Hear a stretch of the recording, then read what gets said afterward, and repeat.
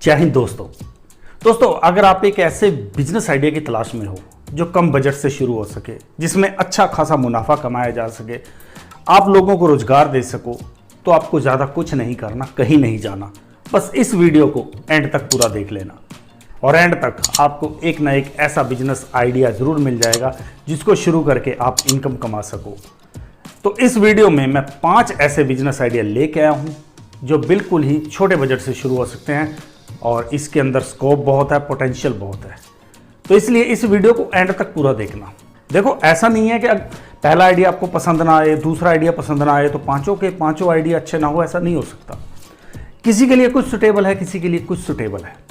तो हर इंसान के लिए अलग अलग बिजनेस आइडिया काम कर सकता है। तो इसलिए वीडियो को पूरा देख लेना, आपको कोई ना कोई बिजनेस आइडिया काम का ज़रूर मिल जाएगा।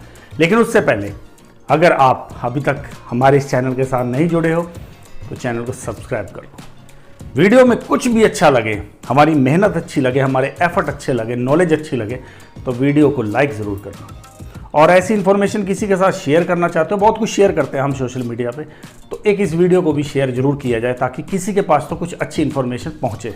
दोस्तों, नंबर 1 बिजनेस आइडिया। देखो, हमारे देश के अंदर क्या हो रहा है कि दिन बर दिन अब गाड़ियों के जो नंबर्स है वो बढ़ते जा रहे हैं। हज़ारों गाड़ियाँ हर रोज़ प्रोडक्शन होती हैं और हज़ारों गाड़ियाँ हर रोज़ बिकती भी हैं। पहले का भी टाइम हुआ करता था किसी के पास ही एक गाड़ी होती थी, लेकिन आजकल हर दूसरे तीसरे इंसान के पास एक गाड़ी है। चाहे वो गाड़ी हो चाहे बाइक हो, तो ये जो नंबर्स हैं ये बढ़ते जा रहे हैं और ये नंबर्स बढ़ रहे हैं तो इनके लिए फ्यूल्स की रिक्वायरमेंट भी बढ़ रही है।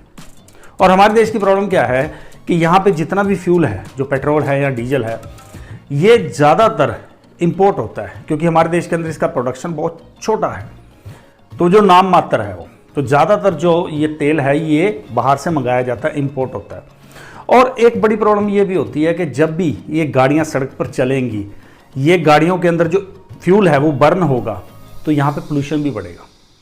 तो अभी गवर्नमेंट यहाँ पूरा वर्ल्ड वाइड अगर कह लो, जो जितनी भी गवर्नमेंट है वो सारी एफर्ट लगा रही हैं कि कम से कम पोल्यूशन पैदा हो, कम से कम इस इन्वायरमेंट को नुकसान हो। तो इसलिए वो ऐसे तरीके ढूंढती है जिससे ये पोल्यूशन पे कंट्रोल किया जा सके। और इसलिए हमारे देश में भी अभी एक नई शुरुआत हुई है कि जितने भी फ्यूल्स हैं, जितना पेट्रोल है, इसके अंदर 80% तो पेट्रोल होगा और 20% एथनॉल होगा। अब ये एथनॉल क्या है? एथनॉल जो मक्का होता है और कुछ और प्लांट्स होते हैं, इनसे मिलकर ना एक फ्यूल बनाया जाता है। तो ये फ्यूल जो होता है उसके अंदर मिक्स किया जाता है। और ये गवर्नमेंट के भी नॉर्म्स हैं, ये कंपलसरी हो गया है कि 20% एथनॉल का यूज़ करना ही करना है पेट्रोल के अंदर। अमेरिका जैसा जो डेवलप कंट्री है वहाँ पे भी जो 98% फ्यूल है, जो पेट्रोल है, उसके अंदर एथनॉल का यूज़ होता है। और हमारे देश के अंदर भी अभी ये बढ़ रहा है। तो जब ये रिक्वायरमेंट बढ़ रही है तो इसके बिजनेस की भी ज़रूरत है। बहुत कम लोग हैं जो एथनॉल प्रोड्यूस कर रहे हैं। तो ऐसा प्लांट लगाया जा सकता है जहाँ से हम एथनॉल का प्रोडक्शन करके गवर्नमेंट को बेच सकें, पेट्रोल जो बनाने वाली कंपनी, जो फ्यूल बनाने वाली कंपनी है, उनको बेच सकें।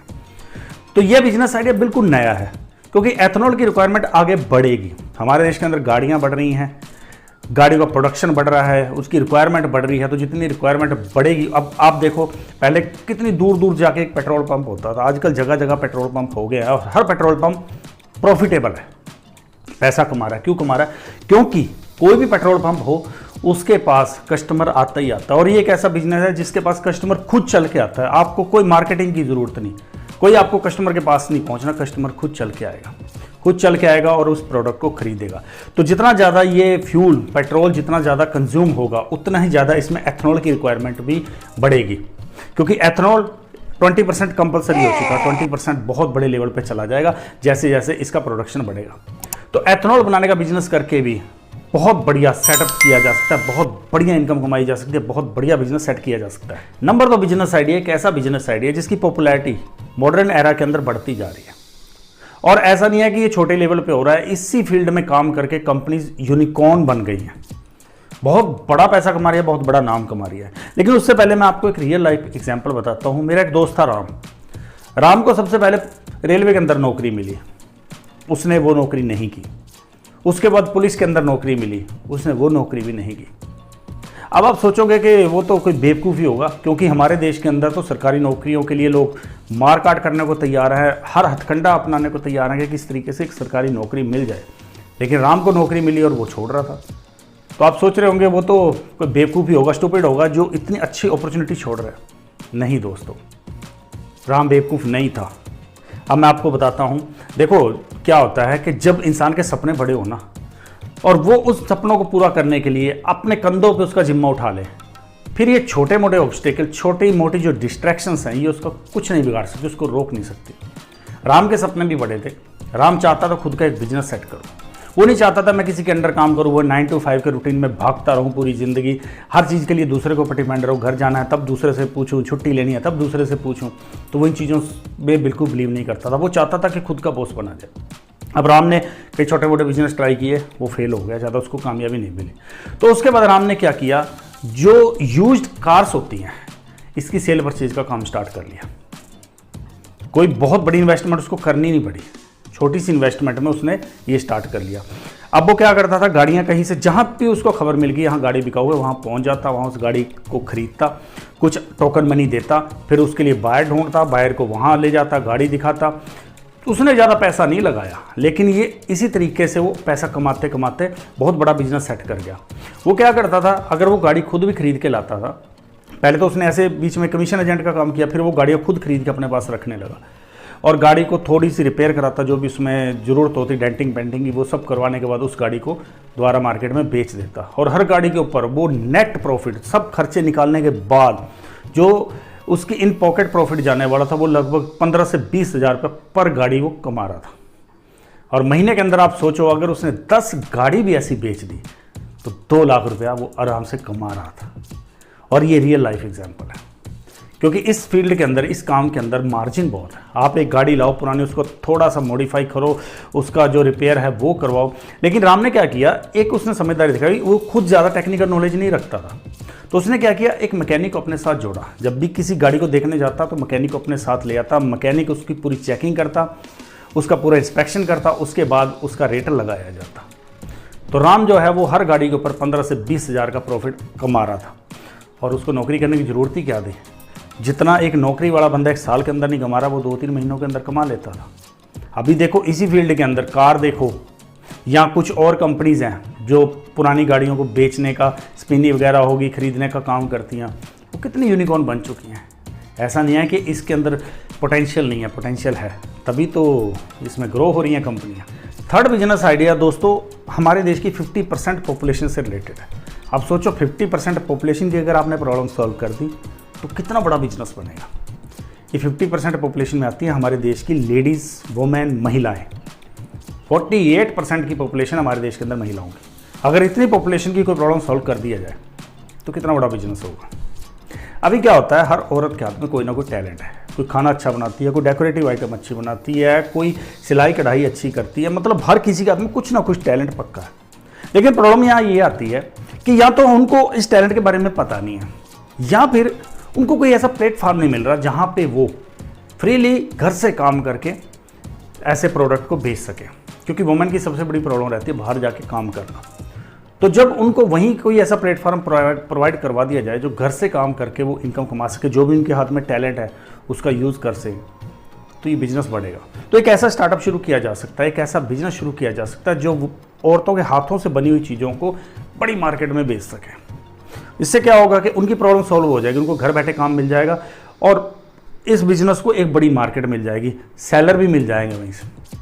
वो उनका माल उठाया, आगे पूरी मार्केट के अंदर बेच दिया, पूरे इंडिया की मार्केट है, वर्ल्ड वाइड जहाँ भी है, वो जहाँ तक रीच कर सको वहाँ तक उस प्रोडक्ट को बेचो, उनके बनाए प्रोडक्ट को।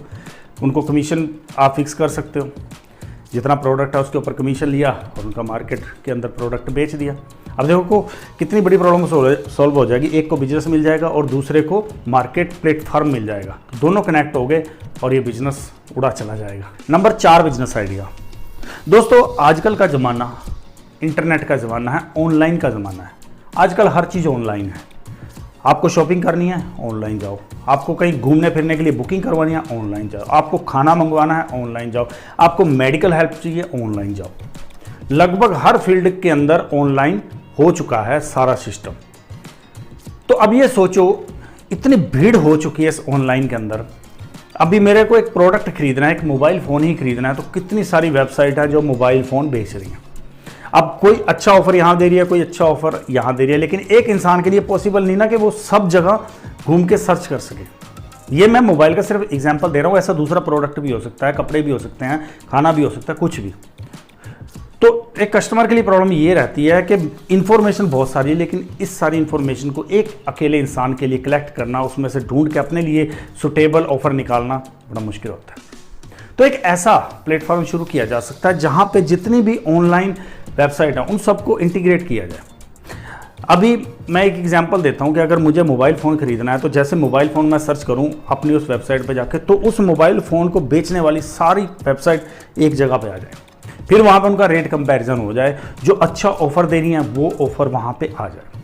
अब कस्टमर को वहीं बैठे बैठाए कई चीज़ों का सोल्यूशन मिल जाएगा, उसको जगह जगह जाके सर्च नहीं करना पड़ेगा, एक ही जगह उसको सारा मिल जाएगा। जो भी उसने प्रोडक्ट खरीदना है वो प्रोडक्ट एक ही जगह मिल जाएगा, उसको बेचने वाली कंपनीज एक जगह मिल जाएंगी, उसको ऑफर एक जगह मिल जाएंगे। तो उसकी कितनी बड़ी प्रॉब्लम सॉल्व होती है। और इन फ्यूचर हम इस प्लेटफॉर्म पे खुद के भी ऑफर निकाल सकते हैं कि अगर आप हमारे तो कोई प्रोडक्ट खरीदते हो तो आपको इतना ऑफर, वो हम कंपनीज के साथ टाई अप कर सकते हैं। जो भी सेलिंग कंपनी है उनके साथ टाई अप कर लें कि हम आपके लिए कस्टमर ला रहे हैं, आप हमें उस कस्टमर को इतना डिस्काउंट दो, या हमें आप कितना कमीशन दे रहे हो। अगर वो आपको 10 रुपये कमीशन दे रहा है तो आप 2-3 रुपये कस्टमर को दो, बाकी अपने पास रखो, कस्टमर आपके थ्रू वहाँ पे आएगा। आजकल तो हर किसी को बिजनेस चाहिए क्योंकि कंपटीशन बहुत ज़्यादा है। तो इस तरीके से भी एक बिजनेस सेटअप किया जा सकता है जहाँ पे सारी कंपनीज के ऑफर्स हैं वहाँ पे लाए जाएं, अपनी तरफ से उस प्लेटफॉर्म पे ऑफर दिए जाएं ताकि कस्टमर उस प्लेटफॉर्म पे आके परचेजिंग कर सके। ट्रैफिक बढ़ेगा, नाम बढ़ेगा तो बिजनेस बढ़ेगा। फिफ्थ बिजनेस आइडिया एक ऐसे फील्ड से निकल के आता है जो सदियों से चला आ रहा है और सदियों तक चलेगा। जब तक इंसान का वजूद इस धरती के ऊपर है तब तक ये बिजनेस बंद नहीं होगा। जब तक इस धरती के ऊपर कोई भी औरत जिंदा है तब तक ये बिजनेस बंद नहीं होगा। तो इस बिजनेस का स्कोप बहुत ज़्यादा। और ये बिजनेस क्या है? ये बिजनेस है जो औरतों के सूट होते हैं उससे रिलेटेड है। देखो हमारे इंडिया के अंदर जो सूट हैं इसका बहुत ज़्यादा क्रेज है, ये हमारा ट्रेडिशनल ड्रेस भी है। लगभग सारे इंडिया के अंदर सूट बिकते हैं, तो इसकी जो मार्केट है वो बहुत बड़ी है। तो इसमें क्या करना है कि जो लेडीज सूट होते हैं कि टेक्सटाइल इंडस्ट्री से कुछ कपड़ा बल्क में लाया जाए, उस कपड़े के ऊपर कुछ डिज़ाइन बनाया जाए, कुछ उसके ऊपर कढ़ाई की जाए, तो कढ़ाई करने के बाद उसको मार्केट में बेचा जाए। लेकिन इसमें क्या होगा कि अपडेट रहना होगा। जैसे ट्रेंड चेंज होता है उस ट्रेंड के अकॉर्डिंगली हमें अपडेट रहना होगा। ट्रेंड चेंज तो फटाफट अपना नया डिज़ाइन मार्केट के अंदर उतार दो।